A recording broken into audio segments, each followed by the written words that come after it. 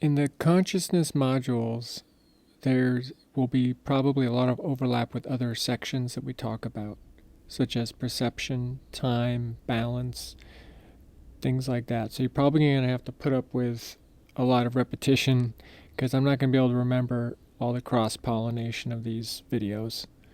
Um, so if you're interested in consciousness, just go directly to that, or balance or whatever, and you're just going to have to see some of the other data intermingled.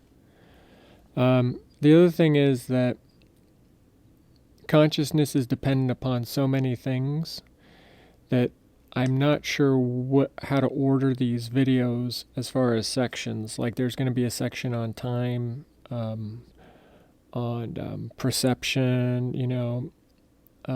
free will go in there somewhere. So I don't know how to order them in the playlist is what I'm trying to say.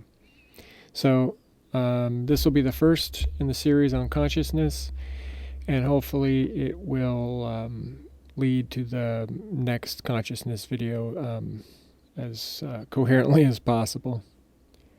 The question, of course, is what is consciousness and what things are conscious?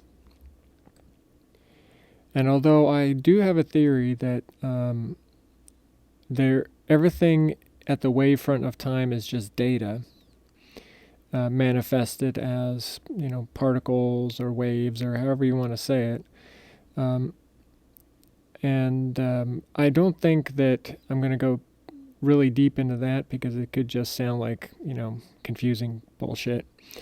But the quick version is, imagine you're on a football field, because people love sports, right? You're at one goalpost and you walk all the way to the other goalpost. Okay, so in the ledger of balance, there will be, according to my fourth dimensional volume theory, a U-shaped cookie cutout noodle, right, going all the way from one goalpost to the other.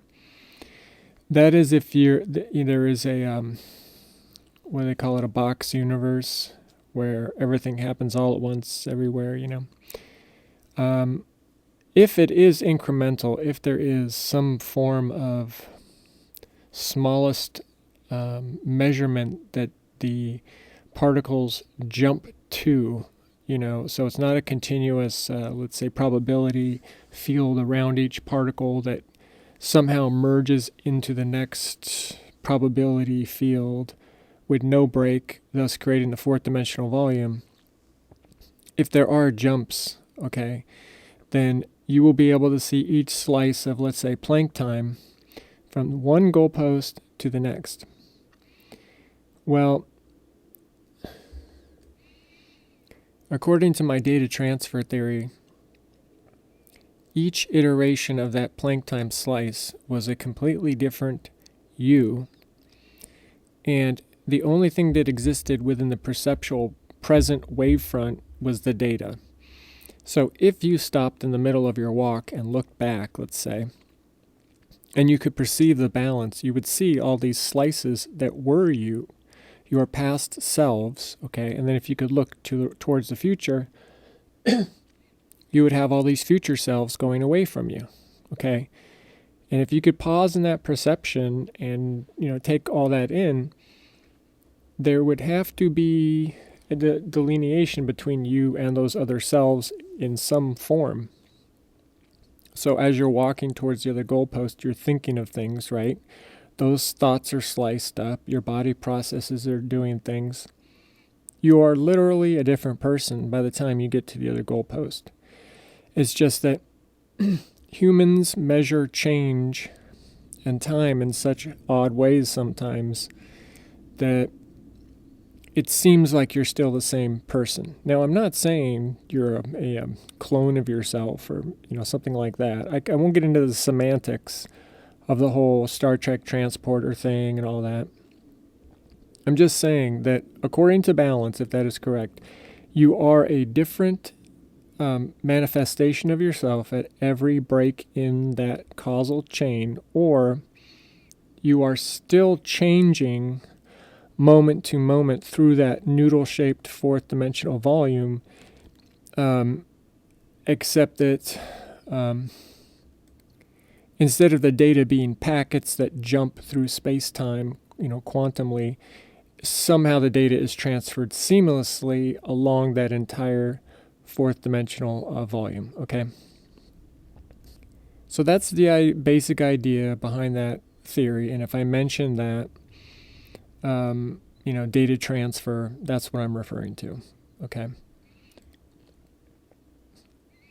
The reason that I don't want to delve into that is because it deals with a lot of theoretical things that I'm estimating from how I think reality works, okay?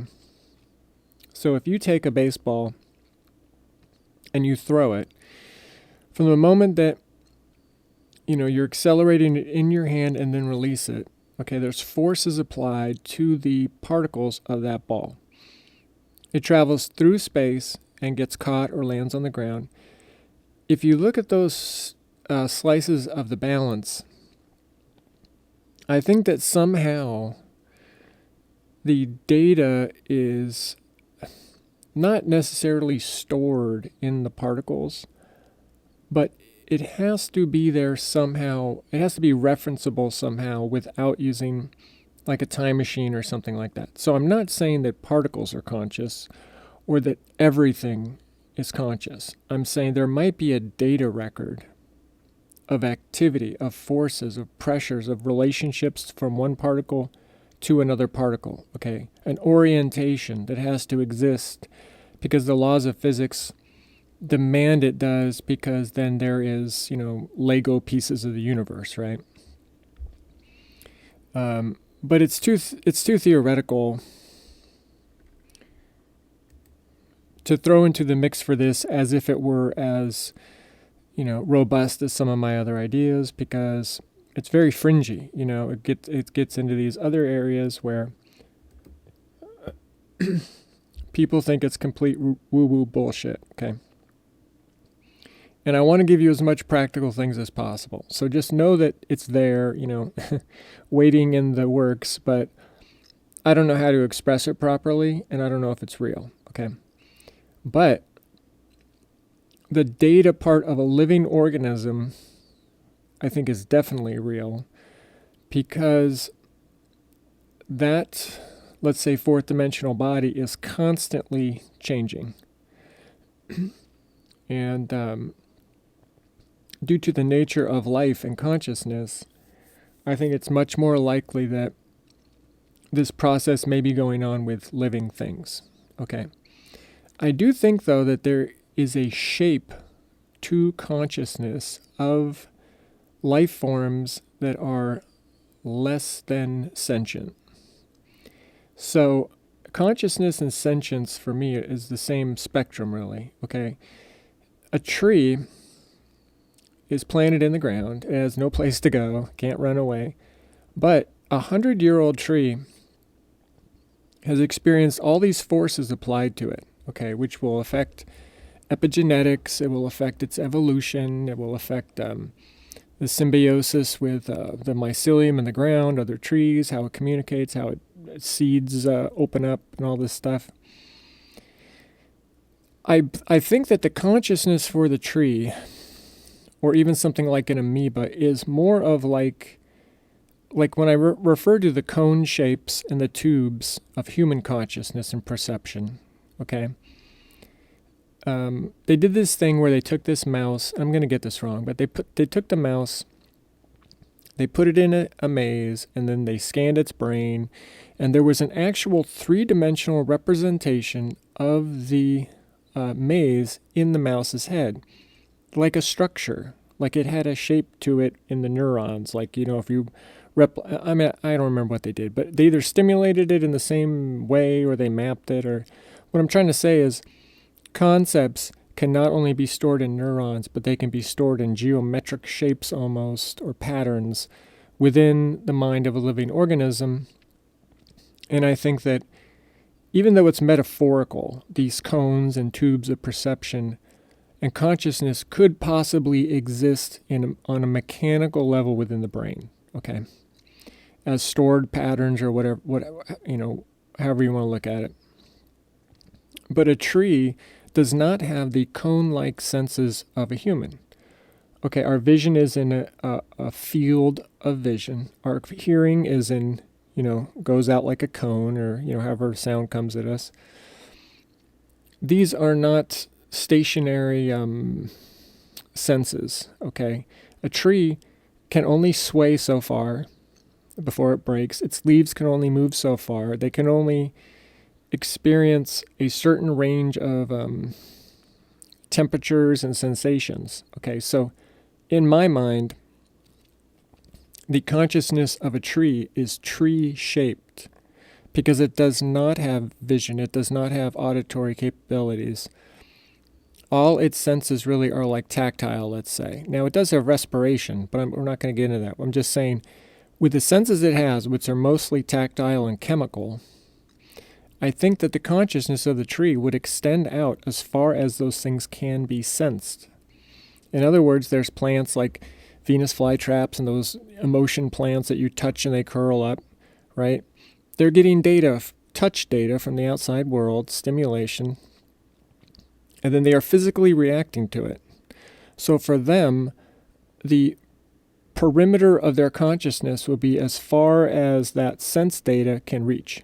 So the consciousness of a tree would literally look like a hazy halo of every single part of the tree that was living as it moved and swayed in the wind and all this stuff, okay? So like a clam, let's say. A clam, I don't know a lot about clams, but they don't run around.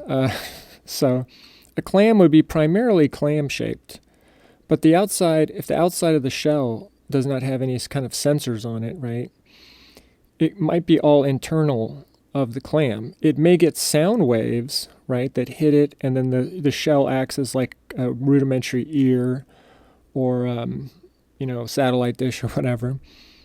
But other than that, it is clam-shaped because it doesn't have the reach or extension of the senses like, hearing, sight, things like that. So now when you move up the consciousness chain, so like an amoeba would literally be reactionary and it would sense things. They can obviously sense food, nutrients, whatever, heat, light, things that they move away from or towards. But as you move up the chain of consciousness, before you even get to thought or free will and advanced cognition and stuff, you are still broadening the capabilities of these consciousnesses, okay? I saw this video. This hawk is trying to kill this bunny. It's on YouTube, okay? This deer runs out of the forest and stomps on the hawk until the bunny can get away. And then when it's all over, it gives it a couple bam, bam, bam, a couple extra whaps for good luck, right? And then it goes back into the forest. That is a creature that may not be as intelligent as a dog, but it has worked something out. It has acted in an emotional almost way of, oh my God, I got to save this other thing. Hawks suck. And he runs out and, protects this other animal, if that's what it was doing. We're not reading its mind, right? So as you go up the spectrum of consciousness, the theoretical shape of that consciousness expands. If you're a wide open cone, you're getting a bunch of other things that you could potentially work into your cognitive architecture that if there is some kind of geometric structure to consciousnesses, it would be much more complex and expanded than just cones, right? I mean, if remote viewing is real, okay, what do those consciousnesses look like that can use that can project through space-time to other places, other times, other planets, whatever they're doing? What does that do to the human mind? What does it look like as a structure, as a geometric shape, right? So it's potentially possible that there are shapes to consciousness. It's potentially possible that these shapes become more complex as things evolve up the food chain and they become more complex. And it's also possible that the consciousness is necessary to divert entropy, okay? The only way that entropy gets reversed is through consciousness. If it's not, if you had termites that build a mound, they are reversing the natural flow of entropy, right? It's kind of like when we talked about free will and matter moving around by itself and native limits and caps, okay? Without intelligence moving the matter will follow the laws of physics. It will follow the path of least resistance, okay? If you have a bunch of termites making a mound, that is reverse entropy. Through their consciousness, as limited as it is, they are creating more complex order with native materials that would have just followed the laws of physics, okay? And maybe I shouldn't even say limited, maybe I should say localized. Because if a termite has a very small consciousness range, okay, or a tree has a very, shallow consciousness range, as something gets more complex and its consciousness expands and it evolves, then that range, for remote viewing and other things, could be limitless potentially. So if remote viewing is real, then something is going on where the consciousness can bilocate or trilocate or, however it needs to fragment to get a hold of that data. Another thing is consciousness, when you talk about hypnosis and lucid dreaming, okay, you start getting into these realms where anything could potentially be possible. Now, hypnosis would be more limited to the native abilities of the person, but when you're in a lucid dream state, let's say, nothing is off limits. The only thing that would potentially be off limits is the computational power of your mind to perceive the simulated information in your dream. In other words, when people take psychedelics, if you listen to their trip reports, sometimes there are limits to how much data they can process. So there'll be, let's say someone goes and tries ayahuasca, right? They'll hit this state where there's traveling through these fractals and all these crazy shapes. There is probably a limit to how much of that they can actually process. Okay, so in that sense, yes, there will be caps to however consciousness works in a lucid dream that may, native limits that may keep you from processing or perceiving things at such a high level that it would be, it wouldn't be a human activity anymore. It would be like an AI or something else, right? But practically speaking, you're in an environment that you can do anything. The laws of physics don't matter. Time travel, talk to dead people, do all these things that are impossible. So what happens to that person's consciousness when they're doing that? Or people that meditate and have the structure of that meditation in their mind where they can drop right into brainwave states, on demand. So all I'm saying is that by us being able to widen our perception, we will evolve faster and we will be able to combat more entropy if we so choose, selectively to try to counteract whatever's coming down the pipe, right? Because they say the heat death of the universe is coming for us, okay? But if you think about it, if that's true, what happens to all the past iterations of reality? What happens to all the Planck scale or fourth dimensional body versions of our universe when the end comes. Because theoretically, if time travel is possible, you could just go back. You could travel back through those layers to a better time, or a time with less entropy, right? You could use the resources if such things were allowed by the laws of time travel.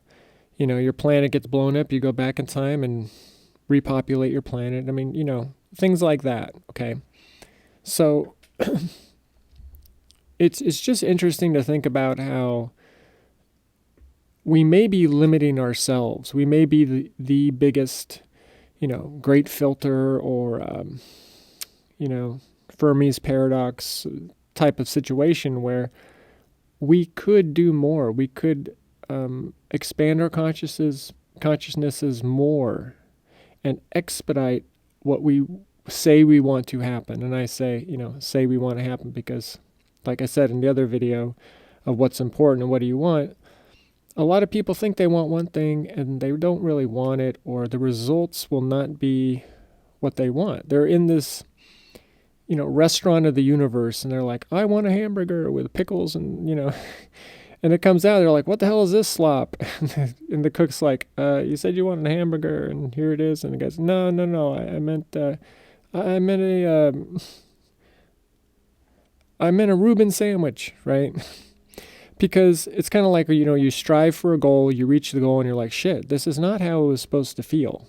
This is not the mind map or the sensations I envisioned when I arrived at the goal, And because of that, we have a lot of strife in the world because people on their personal levels don't know what the hell they want. And then we project that out, and it intermingles with policy and politics and all this other stuff.